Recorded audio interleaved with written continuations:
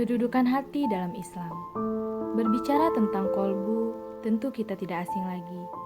Mungkin sebagian orang menganggap hati adalah tempat seluruh rasa, tempat emosional seseorang berada. Lalu bagaimana kedudukan hati itu sendiri dalam Islam? Tentang bagaimana Islamnya seseorang dimulai dari bersihnya hati, kemudian tertuang dengan lisan dan tindakan. Hati adalah tempatnya iman, kejujuran, keyakinan, dan pengagungan kepada Sang Pencipta semesta alam. Hati adalah tempatnya rasa takut, tawakal, kecintaan kepada Allah, ketundukan, dan penyerahan diri kepada Allah semata.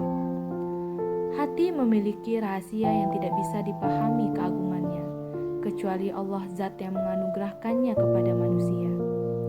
Syekhul Islam Ibnu Taimiyah berkata, adapun makna ketakwaan hati terhadap Allah adalah penghambaan hati yang hanya tertuju kepadanya dengan setinggi-tingginya penghambaan kepadanya.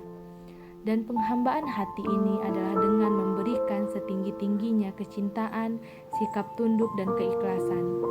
Inilah agama Ibrahim Al-Khalil alaihi wasallam. Dan ini semua merupakan penjelasan bahwa ibadah hati adalah inti dari semua ibadah. Sahabat Nabi Ali bin Abi Thalib pun pernah berkata, aku khawatir dengan suatu masa yang rodanya dapat mengilas keimanan, keyakinan hanya tinggal pemikiran yang tak terbatas dalam perbuatan. Banyak orang baik tapi tak berakal, ada orang yang berakal tapi tidak beriman.